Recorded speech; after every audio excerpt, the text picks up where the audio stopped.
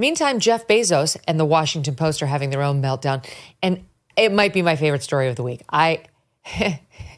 Like, all of your least favorite people are quitting the Washington Post. Nobody knows who works there, but they're upset. Your least favorite people are upset with the Washington Post for not endorsing. And here's what I love.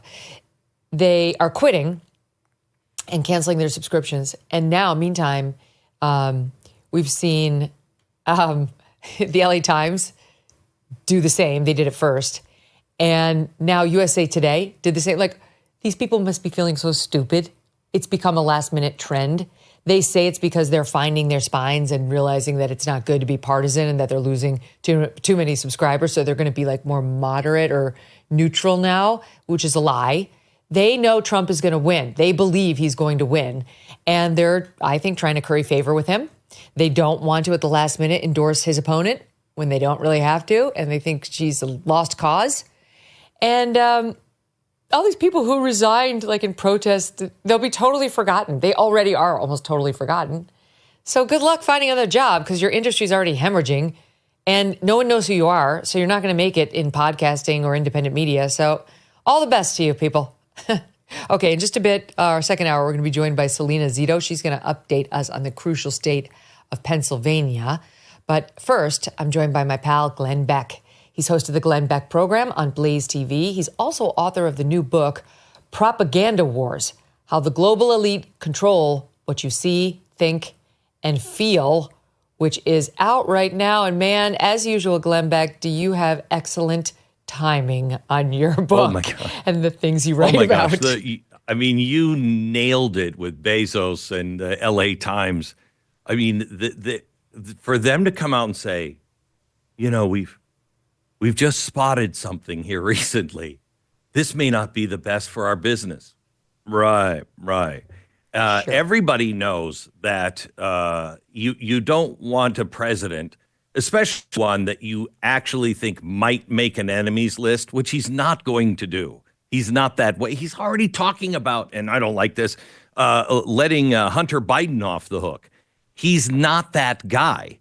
But he does have a long memory of, you know, who helped him, who didn't help him, and I think all these places are like, well, let's not have this on our record that we also at the last minute went all in on a candidate that was going to lose, because I think you're right. That's exactly how they feel. But the propaganda doesn't stop. I don't know if you saw the op-ed from the Washington Post. That says most Americans agree with Kamala Harris. They just don't know it. Take our poll. And you're like, what? And they put a list together. Have you seen this? They put a list together of 8 things that when you answer these honestly, it'll show you that you're right with Kamala Harris. Well, I took it. A couple of my friends took it. Stu just took it.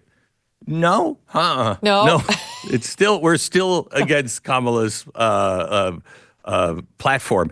They're so absolutely not self-aware. They have no idea that they actually live in a bubble. And if it is a bubble to them, they think everyone outside of that bubble is just stupid or racist or a Nazi. Yeah, exactly. So on the subject of the Washington Post, the meltdown over there, which I honestly, I've been enjoying the whole thing. I've been liking it a lot. Jeff Bezos publishes a piece in WAPO. He owns it. Late last night, it hits today, called The Hard Truth. Americans don't trust the news media.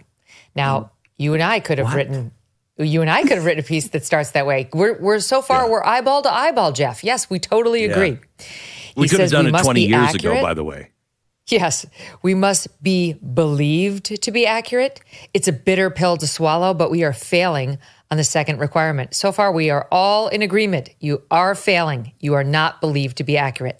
Reality is an undefeated... But they're failing on the second one because they're failing on the first one.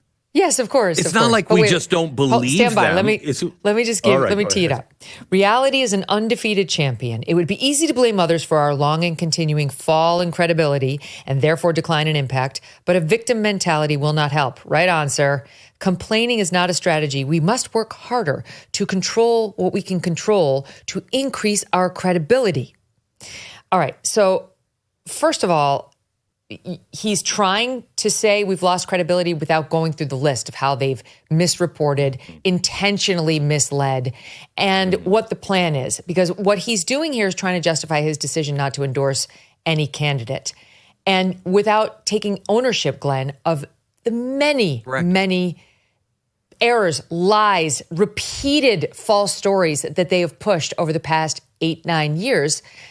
This is a Jeff Bezos ass covering. This is not a mea culpa designed to actually bring back in anybody right of center. No, this is like the 3-step program from AA. I mean, you have to admit that what you have been doing isn't working. You have to lay out all of the things that you have done and make sure that you make amends for those things. You can't just say, "Yep, I'm an alcoholic, and you know what? My real problem is people now know I'm an alcoholic, and that's the real problem." No, that's not the real problem. The real problem is you've done this, and this, and that's what led to your alcoholism. Yeah, no, it's like the alcoholic being like, nobody wants to be around me. My breath smells bad. I keep falling asleep in the middle of work, and it seems to be turning people off. So I'm going to stop doing those things. But no mention of the drinking. We're not going to work on that at all. No, of the cause. You've got to go to the root cause. And I don't know, is it because he's afraid of his own people? Because for them to quit over this, do you really think anybody who reads the Washington Post is not aware of the Washington Post's desire to have Kamala Harris? I mean, I know. Look at the op-ed that I just showed you. They're still doing that. I mean, everybody knows. Yes. Okay. So he goes on to say as follows. Presidential endorsements do nothing to tip the scales in an election. Agreed. No undecided voters in Pennsylvania are going to say, I'm going with newspaper A's endorsement. None. Agreed. What they actually do is create a perception of bias. I mean, yes, but it's already there. A perception of non-independence. I hate to break it to you, Jeff. That was riddled all over your magazine or your newspaper long before endorsements. Ending them is a principled decision, and it's the right one. Well, I'm glad you agree with yourself. Then he goes on to say this, Glenn. Buckle up. Ready? You're so funny. I just love you. Many people are turning to off-the-cuff podcasts, inaccurate social media posts, and other unverified news sources, which can quickly spread misinformation and deepen divisions. The Washington Post and the New York Times win prizes, but increasingly we talk only to a certain elite. While I do not and will not push my personal interest, I will also not allow this paper to stay on autopilot and fade into irrelevance, overtaken by unresearched podcasts and social media barbs. Not without a fight. It's too important. That's it. Oh my gosh, you self-important gob of vomit. Look, they don't understand that I believe that the way Trump is seeing this right now is he's actually open and authentic, and he is talking to the regular people through these podcasts. Nobody relates to ABC, NBC, CBS anymore and their anchors. Who listens to those people anymore? And yet they're the ones doing the debates. They're the ones that are doing the important interviews that end up being edited one way or another.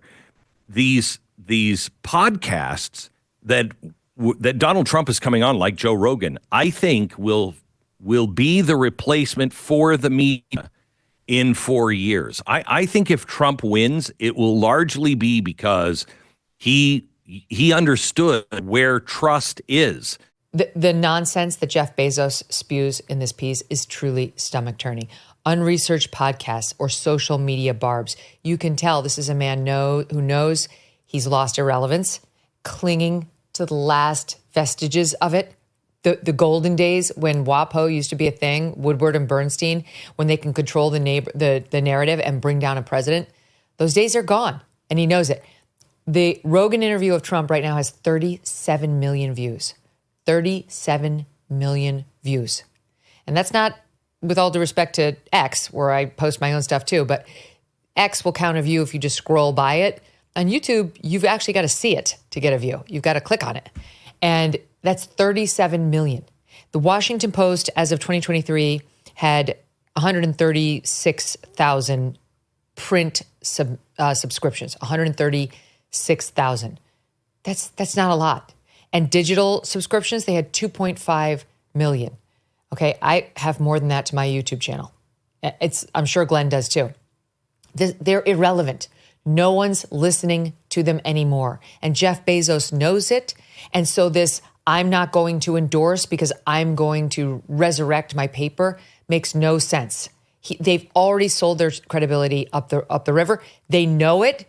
And this is him desperately trying to hold on to any sort of pat on the head ability he can get from Donald Trump. You can only lose so much credibility, and they've made themselves irrelevant. Nobody needs the Ivy League expert to ask questions that no American is asking. January 6th is one of them. If they bring up January 6th one more time over the possibility of, I don't know, sending my son or daughter to nuclear war over in Ukraine or Taiwan or wherever else they will want to gin up a war, I don't know. I think that's more important than January 6th. When you want to bring up January 6th, if you didn't have a record of bringing up the burning down of, say, just Minneapolis or Portland, you don't have any credibility at all, so why would I be listening to you on that? Joe Rogan was asking the questions that the average person wanted to know. And these guys are just like I think you are. I hope I am. But we're more like the average person. Now, you're very well educated. I'm pretty much a dope. But Joe Rogan, the people they relate to him. And that's why the ABC, NBC, CBS doesn't work. They don't relate at all. You know, it's like I'm a big TV history buff, and Sid Caesar did Your Show of Shows back in the 1950s. It had Woody Allen as a writer. It had Carl Reiner as a writer, Mel Brooks as a writer. Wow. It lost every week, lost to the Lawrence Welk Show. And here's why. They were making jokes about Shakespeare and things that were on Broadway. The rest of the country could not relate at all. So they missed some really good comedy because it wasn't aimed. It was aimed just for their little clique. That doesn't work. And that's what the media has become. Let's just talk about our friends at our cocktail parties on Madison Avenue or on Central Park West are talking about. That's not America. You've got to relate to Americans and let the candidates talk. I really, truly believe this is the last election. I could be wrong, but I don't think so. I really think by 2028, if he wins, by 2028, you're not going to see the mainstream media have the debates.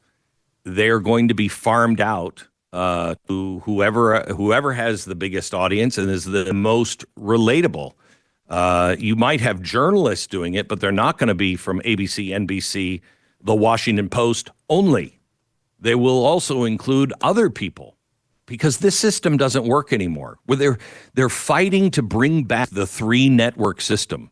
It's over. It doesn't work. It's too late. It's over. I mean, the 3 networks are as dead as the fake skeletons I have in my front yard right now. They are that dead. You can put a wig on them like I did. You can put a dress or a suit on them like I did. But they're dead and they're not coming back. Listen to this, Glenn. Canadian Debbie just sent me a couple of examples of the Washington Post. Now, see, even without their presidential endorsement, if you can guess which side the Washington Post is on in this presidential election, okay?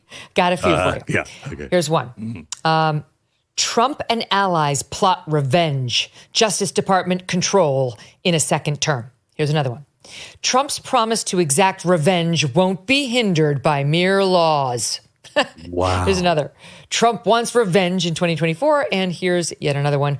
Trump doesn't just want to win. He wants revenge. That's just a couple over the last few days. And that is crazy. We could keep going. He's not. He is. I don't know if you've seen him. He is the opposite.